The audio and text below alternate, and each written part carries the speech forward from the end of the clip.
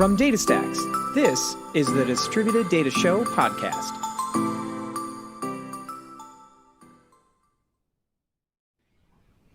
And hello, welcome everybody, live with us here for the Graph Data and Code Show with Denise and David. I am David Jones-Gilardi, and as always, I am joined by the amazing Denise Gosnell. Now, Denise, before you say anything else, I just want you to see this. Let me share my screen real fast so today I decided, for those of you who've been watching as we do this show, you know that I usually come up with a new adjective for Denise every week.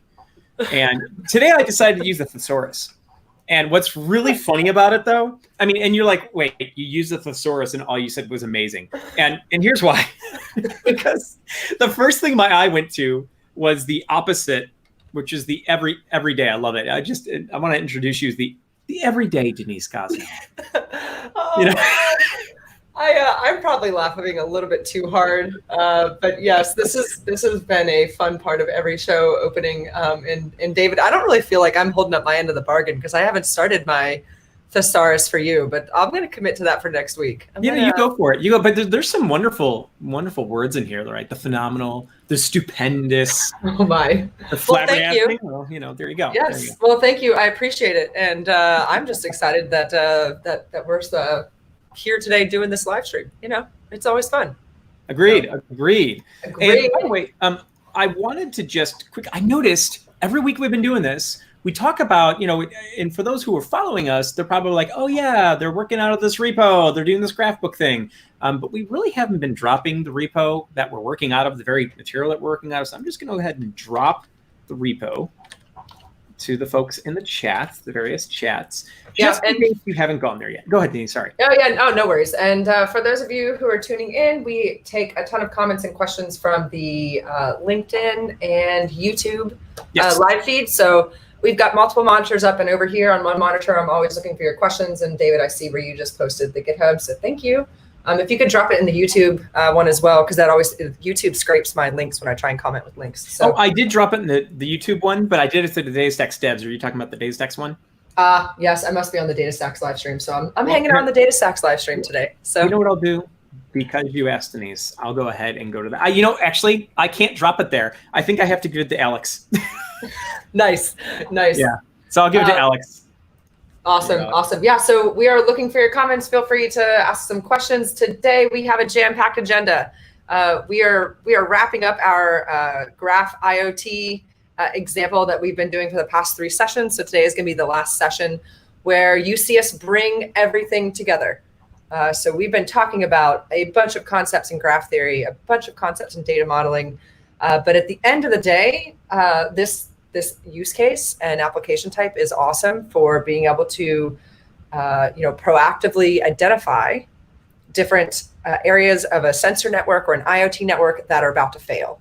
And so we are going to bring together all of our concepts and kind of run a few graph queries back to back at the end of this today to use our network and show which towers are about to fail, or not towers, which sensors are at risk according to different scenarios that we have here. So I'm looking forward to getting to the end here today, because this is definitely one of the more interesting examples that I've had the honor to get to work on with our customers around the world. So, and just a point of a clarification, we're talking about the end of the IoT portion, not the series itself, right? Because I just got really sad there for a moment. I was like, oh wow, Denise is ending the whole thing. I didn't know. No.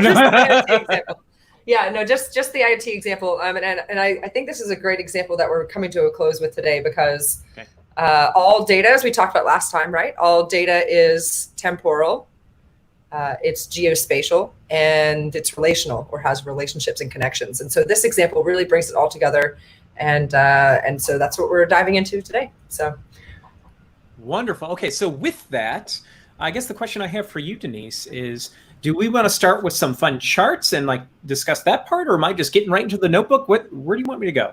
Well, how about you tell me? And I'm gonna ping that back to you, because here's what we're gonna do today. We've been talking about walking up and down trees in graph data, and we've been spending 2 or 3 of these sessions walking between roots and leaves, right? So a root is the top of your tree, a leaf is the very bottom. So a leaf is going to have like one connection back up to a parent. So a leaf is also a child. And then, the root is the topmost parent. So we've been walking up and down roots and leaves. And right now we're walking them through time. So I think the entire last week, we talked about walking through from leaves up to roots in time order. And today we need to go backwards in time, walking from a root down to leaves backwards.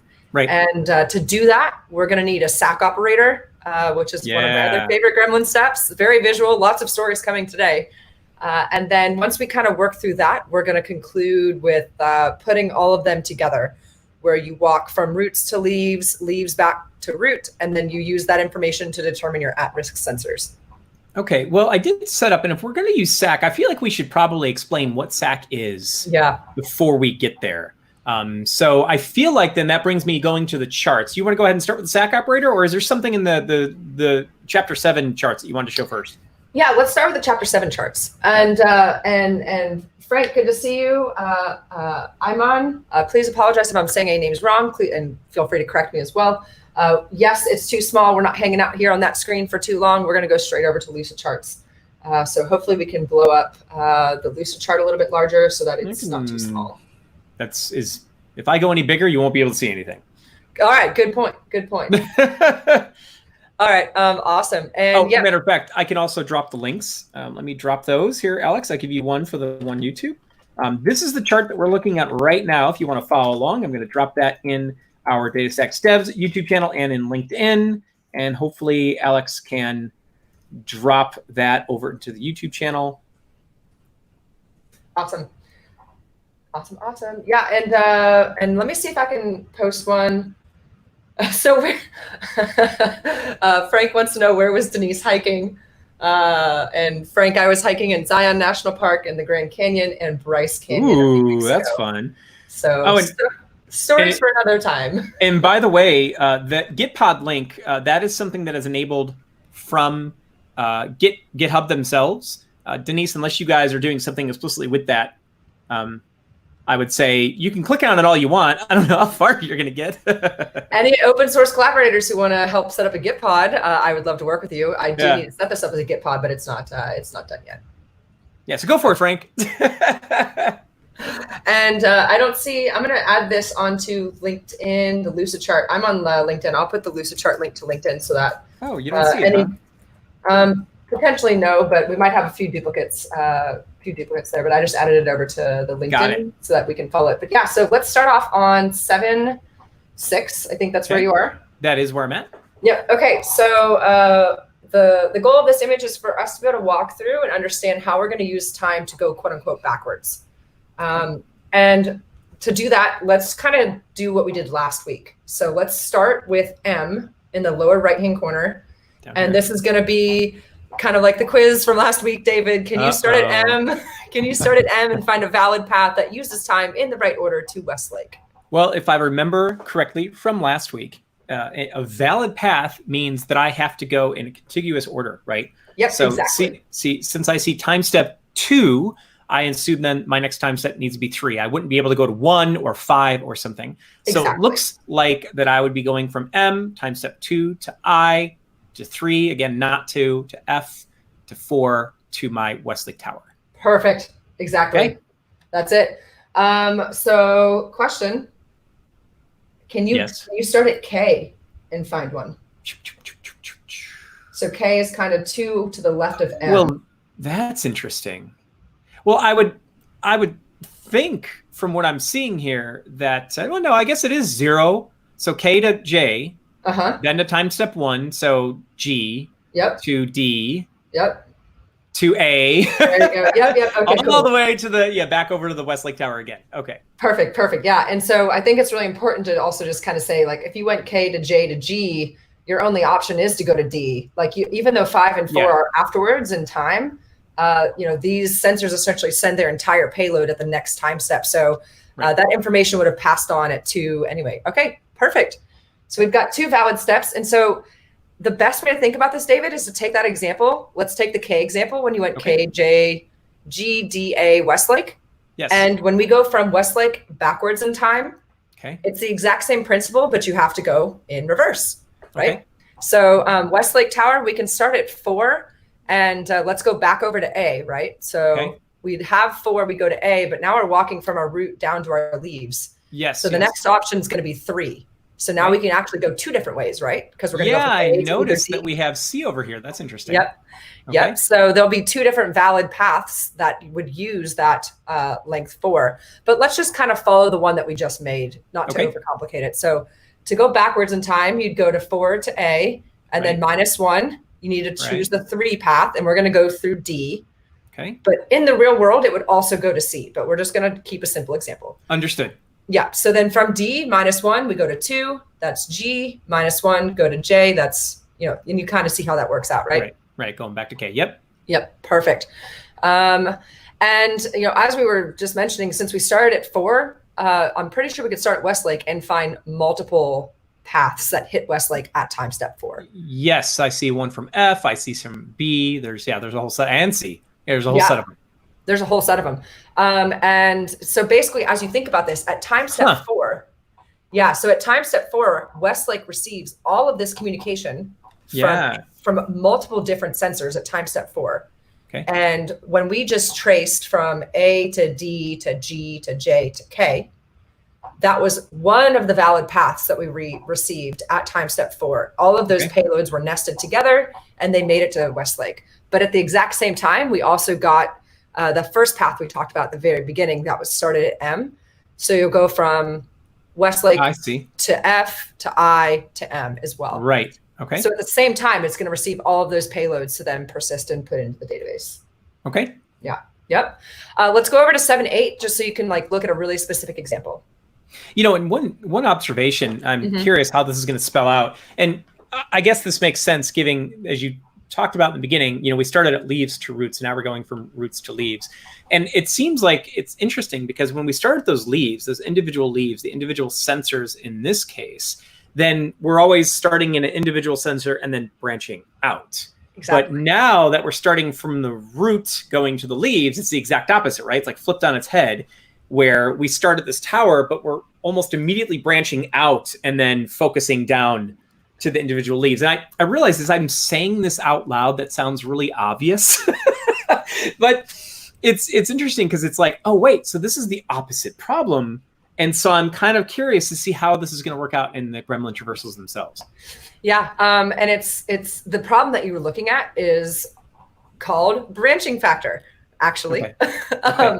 And it's called branching factor because when you're going from roots down to leaves, you have more paths to explore. Yes. So you end up with a larger search space, or you end up with, an exponential number of paths, more paths to explore at every step. Right. What happens if you had, a case of a root that had millions or billions of edges or something like that? That seems like that's something you kind of have to tackle if you don't want to then start traversing essentially all of them.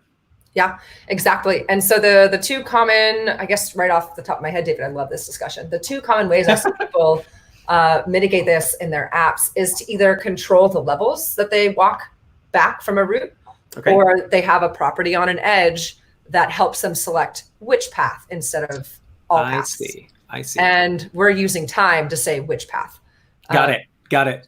So I think, to kind of bring that as a specific example, if you were, since we're still looking at 7.6, we can probably look at a quick example that would end up being pruned or removed from the search space because it's not a valid path. Okay. So if you started at Westlake, and I'm trying to think of a good example to look at. Maybe G or maybe G. Yeah. So that's a good one. So in the Westlake Tower, if we were starting at time step 5, there's only one option to explore. Right. To try to answer the question at time step 5, which payload successfully made it to the Westlake Tower. So you'd look at the edge with time step 5, you end up at G. And the valid path that you would have would go from G and then -1, which is 4, and you'd end up to E. And this notation of star right there on the H edge, that meant that H only communicated with E at every single time step. So you'll have a valid edge from E to H, and that would be for 3. And then you'd go H to I for 2, and then it would stop. I see. Got it. But what we would prune once you get to G, you would not include the search space that ends up going to D or J because they are not valid with time. Yes. Yeah, totally understood. And then actually kind of, I guess to me, I have a follow-up question on my mind is, I totally understand that in this case, we're pruning by time. And so far from the networks that you've shown, it doesn't seem like, I guess, the amount of branches you might have with that pruning from a tower would be too bad. But what happens if you take it in more of an extreme case? Mm-hmm. What happens if the time step that you happen to be pruning on happens to be a time step where there was a ton of activity and you have like thousands of these or millions of these? Does that really, at that point, are you really looking at your particular schema, your particular data set, and you kind of need to determine what's the best path there? Or is there, do you run into cases where people aren't aware maybe that they have a million, branches coming off of something, and even if they're pruning, they still run into trouble? Absolutely. You're at some point, depending on your data, if you're not as familiar with it as you really experience, there might be a longer running query. And so, I mean, David, that's a really good question. I've seen people have expiration times on their queries if they only want to return valid results within a certain amount of time. Okay. Or if they are sure, like we're setting up queries that we are sure work for our data model. Sometimes you just need to allow them to run longer if you need that you need to fully explore all your valid options. I believe some of the most common ones are combining a query running a certain amount of time and a query running a certain depth. I see. So there are mechanisms, there are ways to kind of help, handle those types of scenarios until you understand what your data looks like. Yeah. And then you can use that to kind of maybe further then refine your gremlin traversals and stuff to really kind of focus down on what you're looking for and not have these just huge amount of traversals that are all running in parallel. Yeah. Okay. I see. Yeah. And depending on what you're building, it's a new way of thinking, right? Like this entire series is about thinking differently. And if you have your data modeled the way it makes sense for you, and you ask the database to walk between two pieces of data and you don't know how closely connected they are, it's a trade-off. It's a simplicity of how easy it was to put your data in that model, but then expect it potentially, sometimes you just don't know, expect it maybe to take a significant amount of time to walk between any two pieces because you don't know how closely connected they are. Got it. And there's a whole deep dive of topics on how people solve that problem. Like, is it even possible to walk between them, right? So like you could be asking for a path between two vertices that aren't even connected to start with. And you're going to be looking forever and you'll never find an answer. And so the answer there, for those of you who are going, ooh, that sounds super interesting, tell me more. I'll give you the answer, but we're not going to go down that hole. So I'm going to come right back. The answer for that is to understand the connected components of your graph. So like if you're trying to walk from the Westlake Tower to M and they were in two completely different components, or there is literally no edge that exists ever anywhere in your graph to get you from the Westlake Tower to M. Knowing that up front, that they're in different connected components would just say, hey, don't even bother trying to find it because it's never gonna come out. So yeah, that makes sense. Okay. All right. Cool. So you did ask me to go to 7.8 like 10 minutes ago. So I guess I should go over there now. Yeah. So 7.8, I just wanted to take like a very specific look at valid and invalid paths that are walking backwards in time. Okay. So we just are using a different tower in this example, but we're applying the exact same concept that you just walked through, David. Okay. So on the left, when you're walking from a root to a leaf in this example, all we're doing is applying the same process with our edges, but we're subtracting one each time. So we start at 4 and then 3, 2, 1, etc. Got it. And so the example on the right is when you start at 3, your question was, say, from the Seattle Tower, give me a valid path that came in at time step 3. And exactly. So what are you seeing, David, that's making you go, oh yeah, that's not correct? Well, obviously if walking backward, I need to do -1, 3 minus 1 is not 4. Exactly. So that's not a valid path. Perfect. So to do this in Gremlin, we need one of my favorite Gremlin steps, which is SAC. So in this example, we just kind of use it and show you how to use SAC, and a really cool visual for it doesn't exist until chapter 8, but we can do whatever we want on this show. So let's go ahead and look at the picture from chapter 8. that kind of explains SAC, which is I think 811. Yes, it is. It's 811 here. Let me go ahead and drop that everywhere as well. Awesome. So as he's dropping links, so we're looking at SAC, and the example up on the screen is the example kind of teasing where we're going in the next example, which is answering the question, how much do you trust somebody else on a Bitcoin network? So that's really fun when we start quantifying trust between wallets who may or may not be exchanging malicious coins. Anyways, but that's a new application. But what I want to use this example for is just to kind of get you all thinking about how SAC works. So when I'm thinking about graph traversals, this green gremlin, who is, my BFF, is basically he or she is walking around the graph for me. And in this example, we need to make sure that we're following our edges backwards in time. So like you start at 4, right, and then I need to go to 3, and then 2, and then 1. So we're going to use the SAC operator for that. And that's what we're showing in this diagram. We're showing you how SAC works. So on the very far left is when we started with a SAC operator. So it's like you gave your gremlin a backpack, or it illustrated as a kind of like a purse or like a laptop bag in this example. Okay. So now as I'm using gremlin to walk around my graph, I have put a backpack on him because he's going backpacking with me. I gotta do this, Denise. I'm sorry. Here, I'm gonna stop sharing just for a moment because this is just too funny. Can you see? You need to look at my screen. Oh, nice. I own that pack. That's the pack. I mean, this is the purse I track, or not a purse, it's my MERS, my man purse. Okay, so we need to get a gremlin, gremlin laptop sticker with you and gremlin wearing your SAC. What's funny is I promise you all that was not planned. I literally have that sitting right here on the floor next to my. That's awesome. That's awesome. Anyway, sorry. Anyways, do that. Yeah. So what we're going to do is we're going to start our traversals, and every single graph walk is going to start with a backpack on our gremlin. Okay. And and basically, as you walk on an edge, we're going to stop on an edge and then do some type of math with what's in your backpack, and then we're going to keep walking. Okay. So this example, we're adding numbers as we go, but that's chapter 8. I see. That's why. Okay, I get it now. Okay. Yeah. So the example in chapter 8, we're going to be adding numbers as we go, but the example for chapter 7 we're about to show you today is we're going to subtract as we go.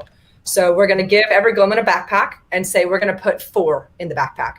And then we're going to walk over to an edge, subtract 1 from my backpack, and compare it to the edge value and say, is this edge 3? And does this edge value match what's in my backpack? If so, the gremlin's going to keep walking. Otherwise, the gremlin is terminated and does not continue on. So okay. Does it sound good? Sounds good to me. All right. So as we do this, we're gonna bring all these queries together at the very end and show you how to identify at-risk sensors. So let's head over to our examples. Studio. And for those of you, again, if you have been following it wrong, you're probably familiar at this point with us using DataStax Studio and how we've got here. If you're not, though, and you're just joining us, hello, for one. But what I'd like to point out real fast is the DataStax desktop. So this whole stack that we're running that Denise is bringing me through is actually one of the stacks here in DataStax desktop. It's called the Graph Book Examples. If you're not familiar with that, if you just go to, by the way, this is all free tools, that kind of deal. If you go to, oh, my caps lock is on. If you go to downloads. So shouty. Yeah, right? Download. No, yeah, if you go to downloads.datastax.com, let me go ahead and go to the desktop. What's really cool about desktop, and I'm going to pop this in the chats as well. DataStax desktop. Okay, and let me do that here.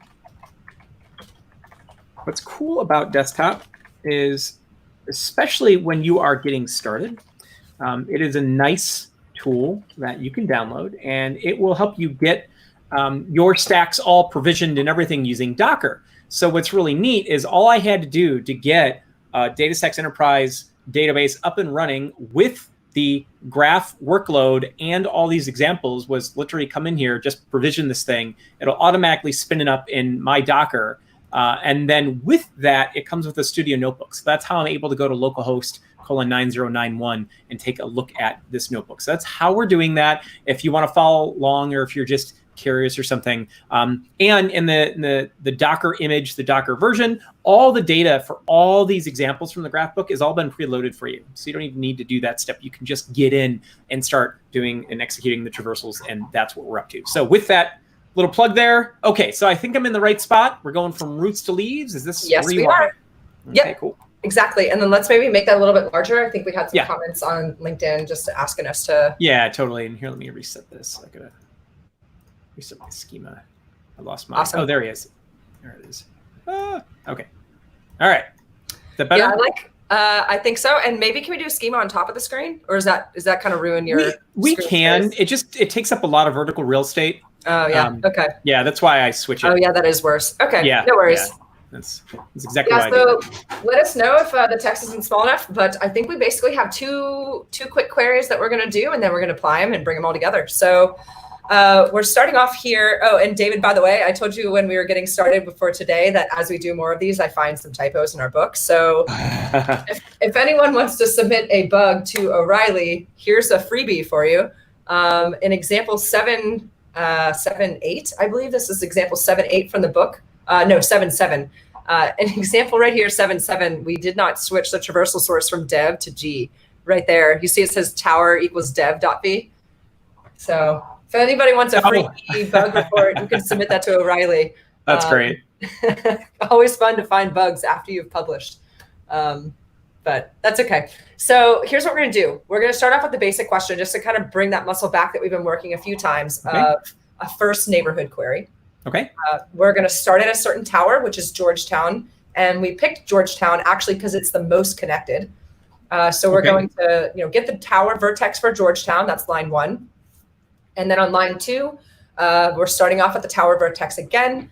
For those of you following along and maybe haven't seen this, what's happening on line 1 is the same thing that's happening on line 2, just kind of showing you all different ways to get started at a specific vertex. Anyways, so start at the Georgetown tower. And our goal is to understand what sensors connected to Georgetown and at what time. Okay. So we're going to go out to we're going to go through the edges because the edges are pointing in. So we have to go, we have to go against the grain here. We're going to walk out the edges that point in, and that's what's happening on line 3. And so that's where we're at our tower vertex, or we're going to start at the Georgetown one in particular, but then we have this in edge coming. The send in edge. So that's what we're doing here with the in edge. Okay. Yep. And so bonus question, if you remember from last time, why are we stopping on the edges instead of going all the way out to sensors? Oh, I'm sorry. I was, I didn't realize you were asking me that question, but then it dawned on me I'm the only other person here. So I guess that makes sense. Let's see. I think if I remember right, we're stopping on the edges at this point because we wanted to gain some information. Exactly. We want to do something from the edges themselves. Yes. And so what properties do we have stored on the edges that we need? Well, I could cheat, but let's go ahead and look at those. And let me go ahead and scroll this up. By the way, Frank, I do see your Zoom, please. I have zoomed it in. I don't know if there's a little bit of lag in the video. I could try to zoom a little more. It might be a little much.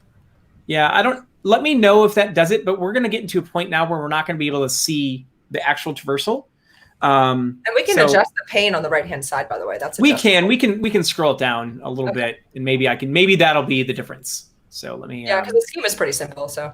Yeah, let me try that one more time, and please let us know if that looks okay. Yeah. So to answer this though, and I think Frank gave an answer as well. He did mention to pick up the time value, right? Yep, what I was going to do is also take a look at what do we have here, right? And we've got that timestamp. And that's the one that we've been talking about the whole time. So it looks like Frank got it right that we want to pick up the time value from our send edge. Absolutely. And so what you're seeing here is one of the most common ways to make JSON payloads with a Gremlin query. I like to do everything I can to talk JSON into applications.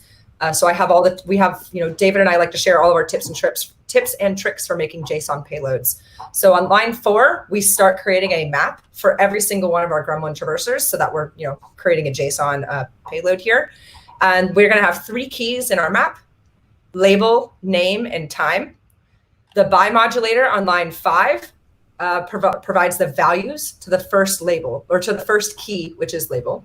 The by modulator on line 6, 7, and 8, because that's one traversal, provides the values for the second key, which is name, And the by modulator on line 9 provides the values for the third key in the map, which is time. Yep. Perfect. So all of our traversers are hanging out on an edge.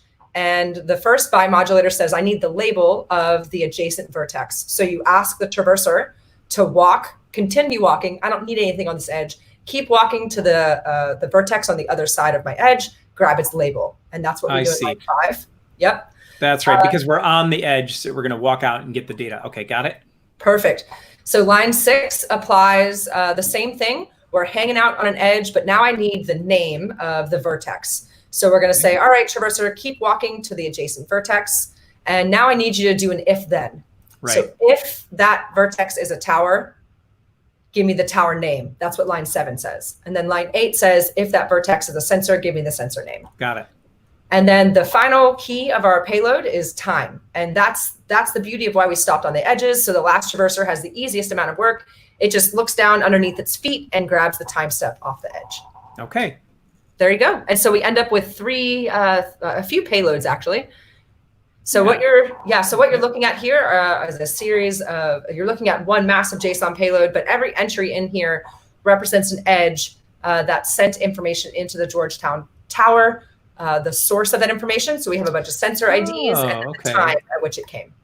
So this is interesting as well. And I don't know, I'm trying to look at I don't see any filtering on time here, right? So are these essentially all sensors that had communicated with Georgetown, and then here are the various time steps? It just so happens that were a set of them that communicated at time step 2. Correct. Yep. Okay. So we're just doing like a setup query to get ourselves started with where we're going. So so going back to the question I asked earlier, if it just so happened that Georgetown had like 1 million communications, I would see all of them at this point. You would. Okay, got it. Okay. And so what we're going to do next is we do need to put that walk together that we showed with the SAC step, right? Okay. So we want to initialize a SAC with Gremlin. Okay. And we want to walk backwards in time so that we're finding valid paths. So here's what we're going to do. I'm going to talk about the algorithm or the process first before we look at the code so that we take one step at a time. Sorry, I moved it back. Okay. Okay. So, I was already scrolling ahead. It's okay. So I just think about this. So what we're going to do is we're going to start at Georgetown Tower. And to work through this, let's just start and pick a time. We're going to pick 3. So what we want to do is we want to find all of the valid paths that start at 3. So they're going to be 3, 2, 1, 0, 3, 2, 1, 3, 2, stuff like that. Okay. Okay. So we're going to initialize our SAC. And what value do you think we're going to put in our SAC to start? Well, if we're going to start with 3. Yeah, exactly. Okay. Yeah. So we're going to start with 3. And from Georgetown, we're going to walk out to the send edges. And we're only going to consider those that start with the value 3. Got it. Okay. So we're going to do some filtering right off the bat. Yes, we are. Okay. We're doing filtering right off the bat.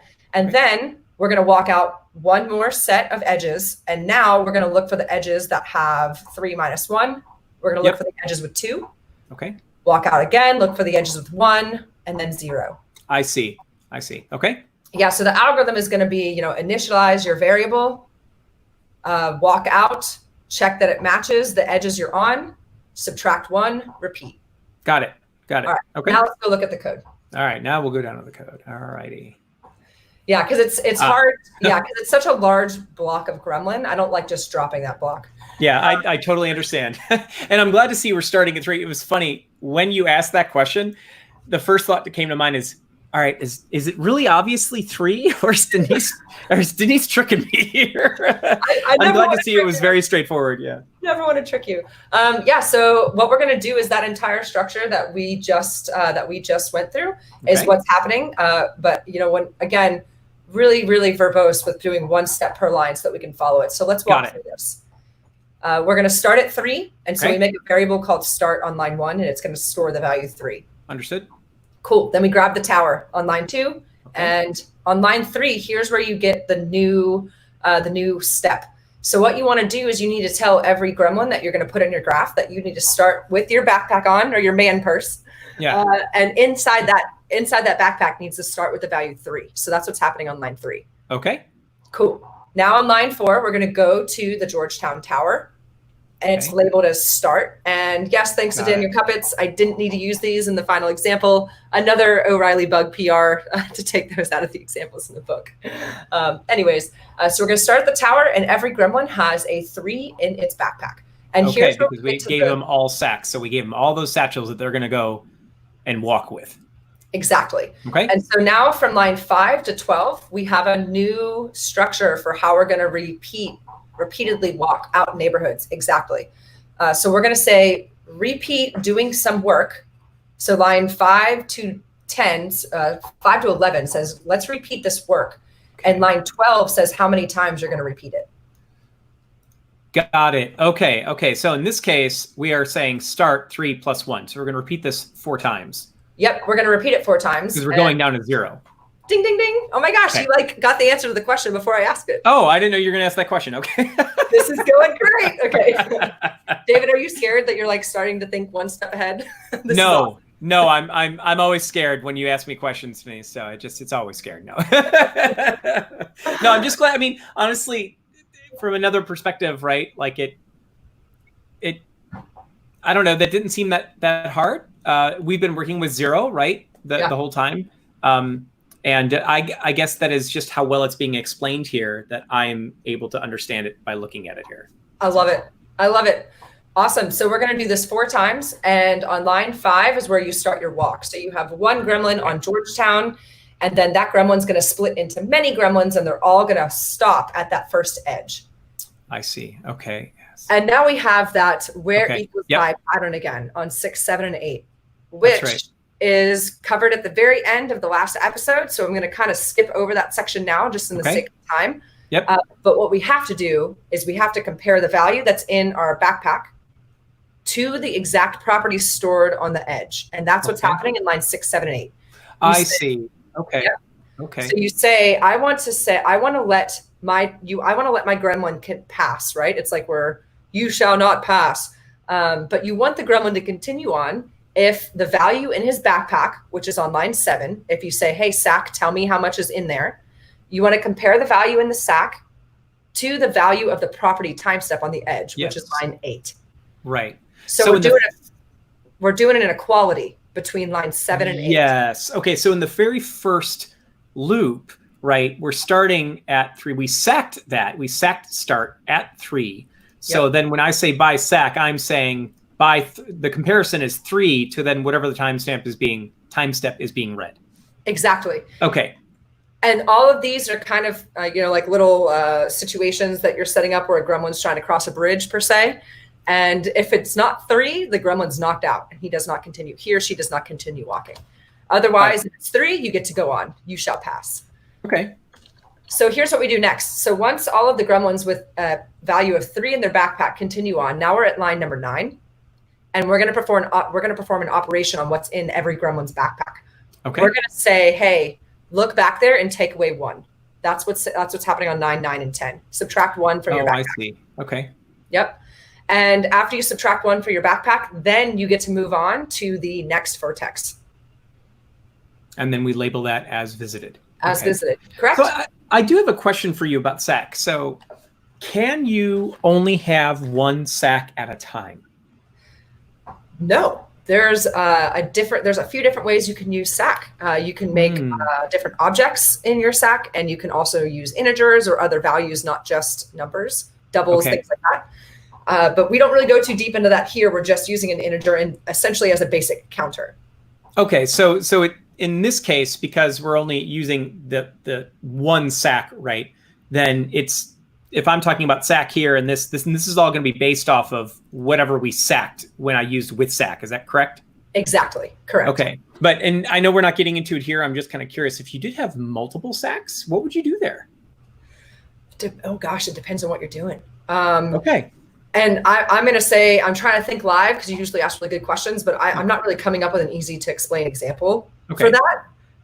So I think I'm going to say, can I get back to you on that one? Let's defer that one. No, I was actually just more curious because it dawned on me. I'm like, okay, the way that the actual functions, like the names, right? If you're using a single sack, that seems easy enough. But I'm like, okay, what happens if you happen to be using more than 1 sack? What do you do with that? But we don't have to answer that now. Maybe that can be, let's defer that one. And I was just curious Yeah. I'm gonna share a link over to Alex so that he can post some links into the various chats. And I'm really bad at doing two things at once, so I apologize. I was typing it over to Alex. I just provide, again, all of our chats somewhat eat my comments when there's links in them. So that's why I'm using Alex. So thank you, Alex, behind the scenes and helping us out. I would highly recommend if you are listening and you're like, oh man, I kind of want to dive into SAC. I think the best resource for learning Gremlin and coding until you break things is Kelvin Lawrence's Gremlin Guide. We used it a lot when we were writing this book. And every now and then I've had the real honor to get to talk to Kelvin for different examples. So if you haven't found his resource, Alex is dropping it in the various chats. The Practical Gremlin Apache Take Your Top tutorial that he keeps updated is the best. So I would go there for deeper examples on different. I also just dropped it in LinkedIn and the DataStax Devs YouTube. So wonderful. I'll have to take a look at that myself. That sounds awesome. Oh, it's a great resource. So thank you, Kelvin, if you're listening. Really appreciate it. All right. So at this point in the query, we've kind of walked through once for just doing it when you have 3. But the whole point of using a loop here is that we're going to subtract 1, and then we're going to do the same filter for 2. Right. 1, 0. I think you can run that, and we can, we're doing the same path formatting at the end. But essentially, we're going to find all the valid paths.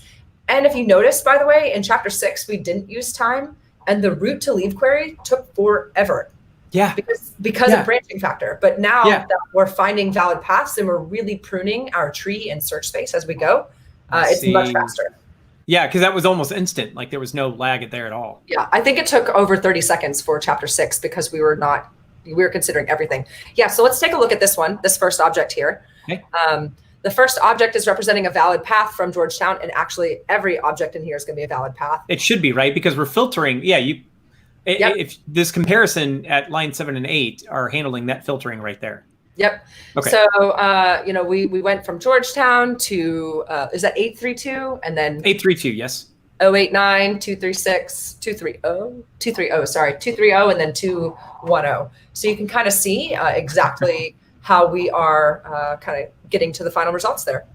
Awesome. By the way, I'm laughing because I see Frank, we posted the link to Kelvin Lawrence there, and Frank says, I'll get the local printers to print and bind the PDF for me. You wouldn't be the first. And that's awesome. No, I forget our colleague's name here at DataStax, who we were doing a fun graph hackathon last year at this time in Maine, and they showed up with Kelvin's book printed in a binder.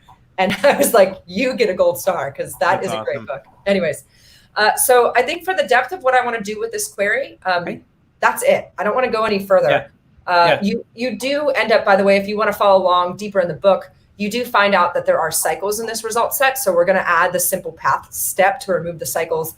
But we've gone through simple path a few times in different videos. So we're just going to kind of move on from that one. Because I do want to spend the last 10 minutes bringing all this together. Okay, let's do it. So to do that, can you go back to Lucidchart and look at 714? I can.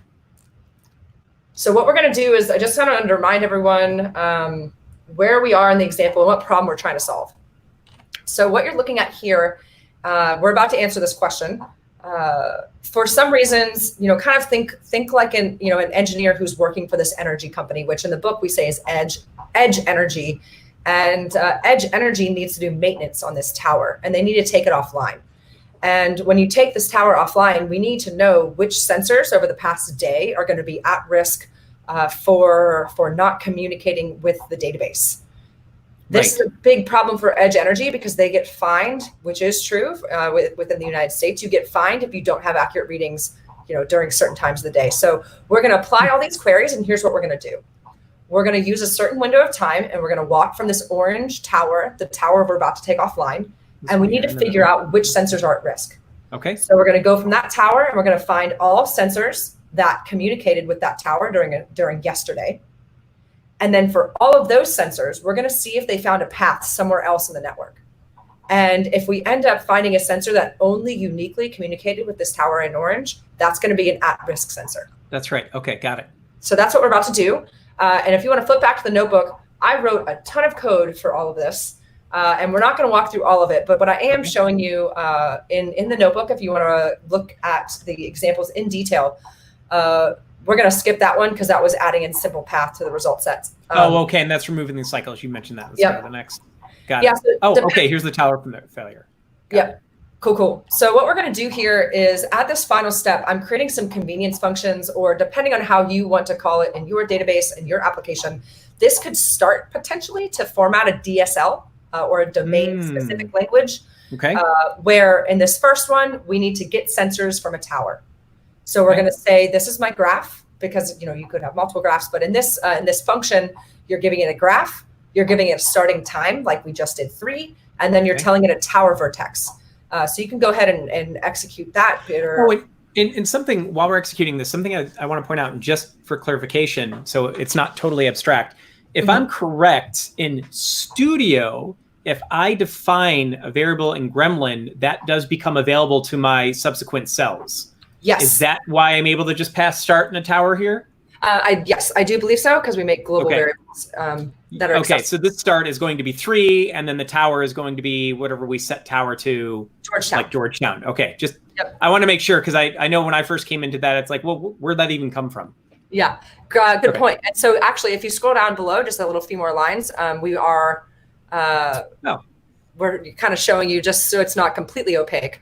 Okay. We're walking through that. So here's what we do. So that first function was getting the sensors from a tower.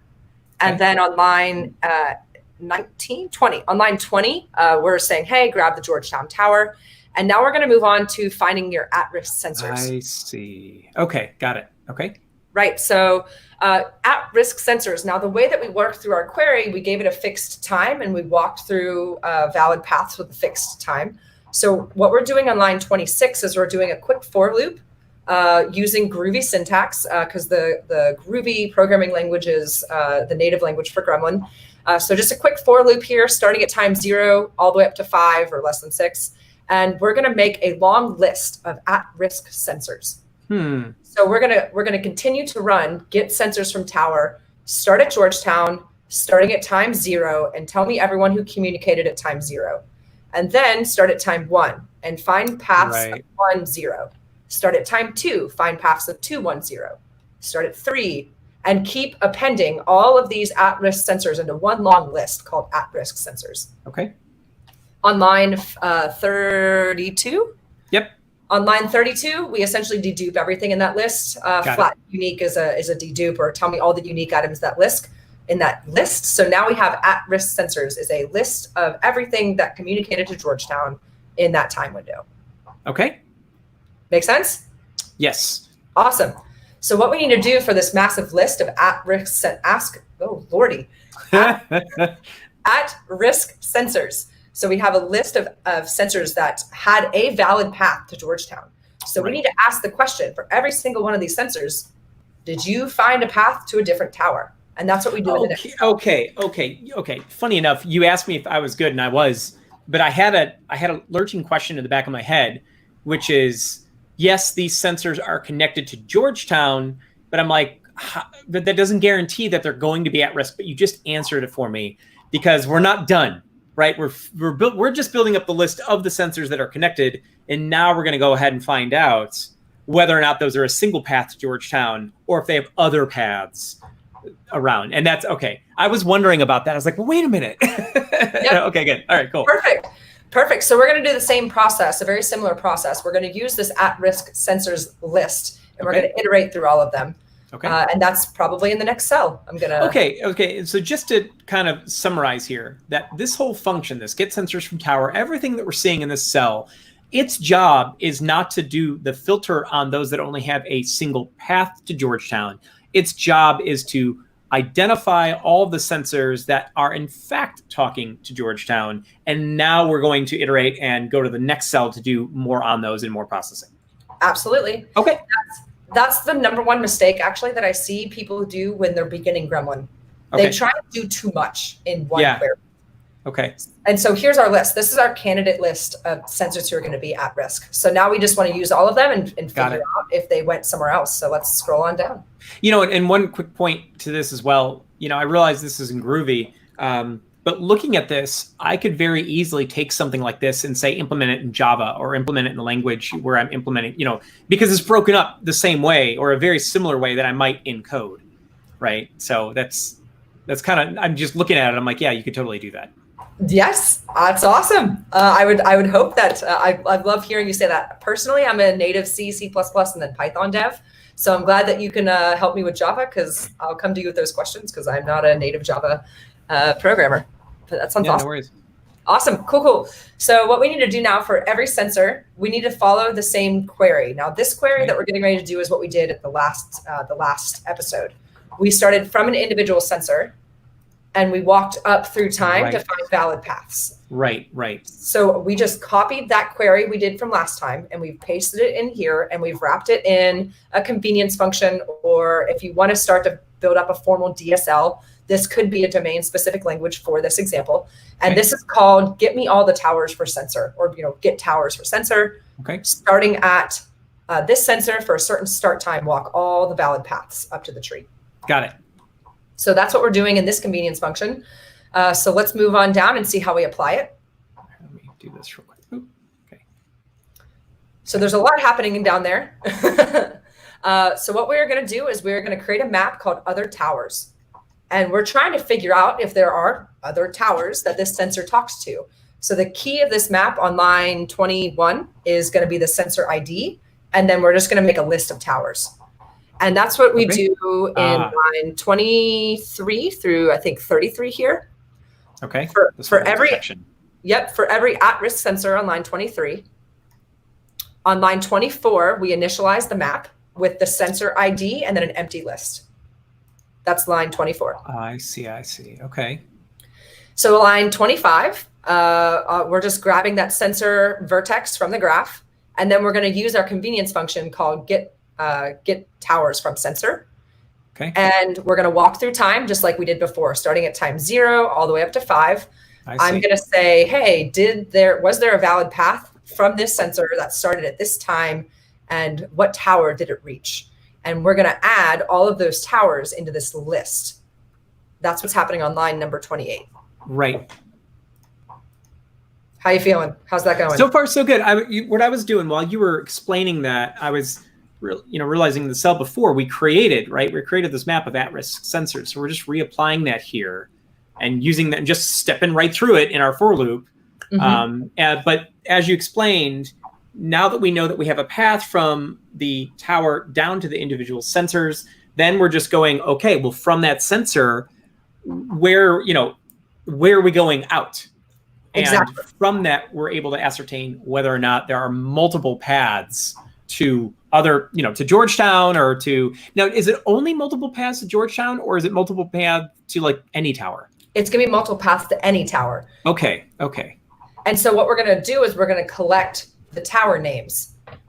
And for like sensor 1, 2, 3, let's say that, sensor 1, 2, 3 at time step 0, because again, if you look at the for loop on line 26, the for loop on line 26, it's starting at time step 0, 1, 2, 3. So if your sensor 1 and at time 0, you communicated with Georgetown, line 28 is going to add Georgetown into your list. Right.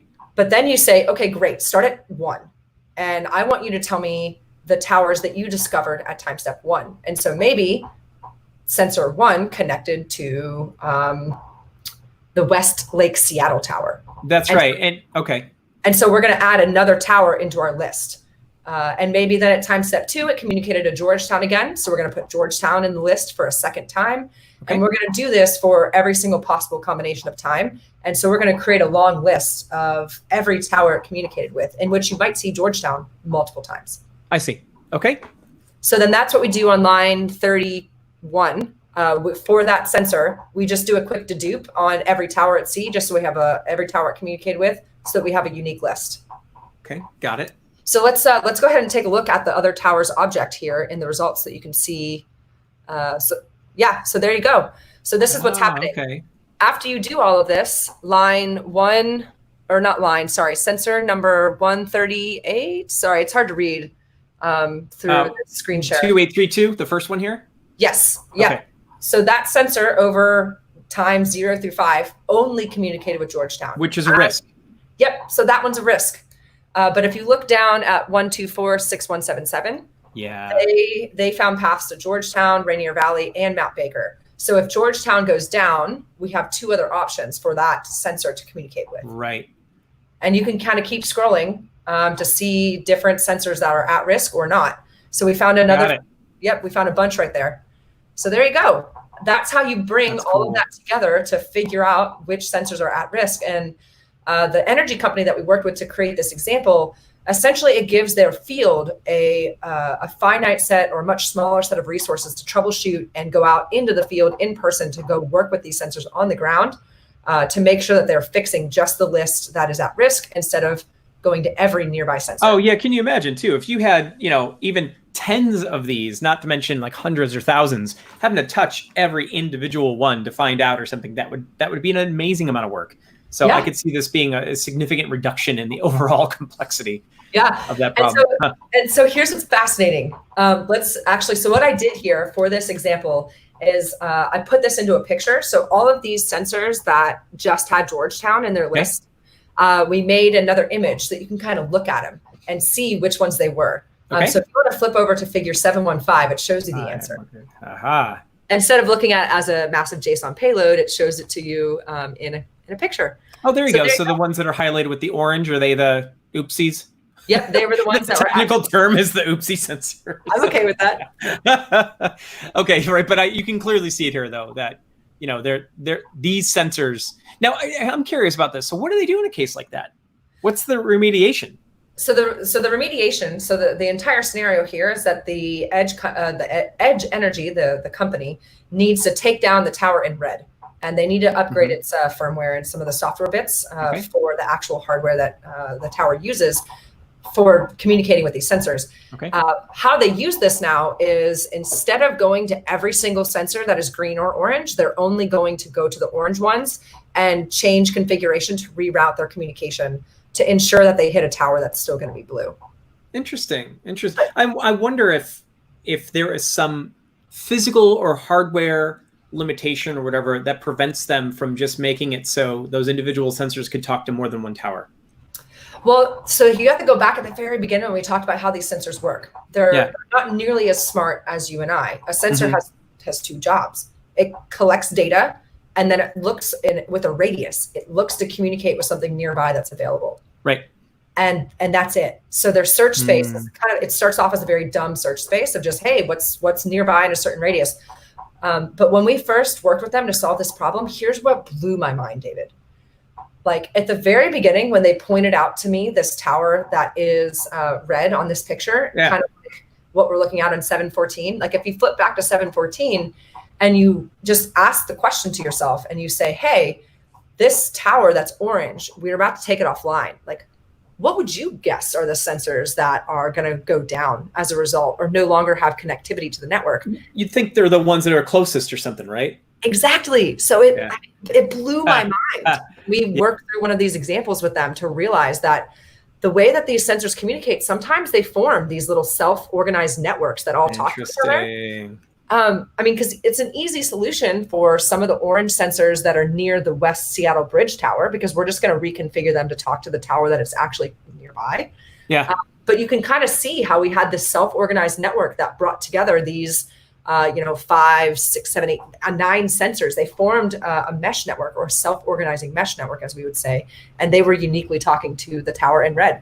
And so they were actually the ones who had to go out into the field and fix instead of other ones that I thought would have been nearby. So interesting. Yeah, no, I totally get that. That would not be as obvious. That doesn't seem, that's the obvious set of sensors. But now that you know this, right? Now that you have this information and you realize, you learn how these connect and talk, then maybe now it's time to expect the unexpected. Yeah. So that's it. That awesome. Is the final bring it all together answer for the IoT example, which brings together geospatial, time series, and relational data all across the Seattle area with a network of towers and sensors that are communicating about our energy grid. This was, in the past year when I was working on this book, this was by far my favorite example. So if you all enjoyed this example, I would love to hear about it. It was one of the more unique ones I found in the graph world. So I was really honored and humbled that we got to write about it. But I would also love to know what you all think. I know that we've had tons of comments on LinkedIn and YouTube of people realizing that this extends into smart cities or, basically the massive network of IoT that is coming with 5G and everything else. So let us know, leave us a comment on YouTube or LinkedIn or tweet at us on Twitter. And I'm at Denise K. Gosnell. I'd love to know what you all think about this example. And thank you so much for sitting all the way through this really long problem, which ended up being one of the most beautiful applications of graph data, in my opinion. So.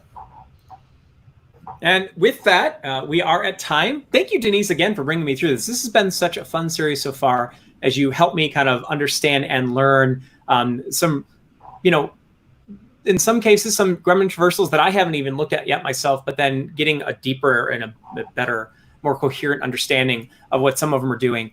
And hopefully all of you will join us again next week, because we're not done. As we talked about at the beginning, we are not done. We have more to do. And again, as Denise said, if you find any fun graph problems or things you're working on, we know that we have some of you who are watching that are working on some of these problems. Let us know how this stuff works for you. Is it effective? Are you going through the notebooks? Are you getting anything out of it? Do you have feedback? Whatever. We totally want to know. And thank you again, Denise. And everybody, with that, we'll see you next week. Thanks, David. See ya. Bye. Bye.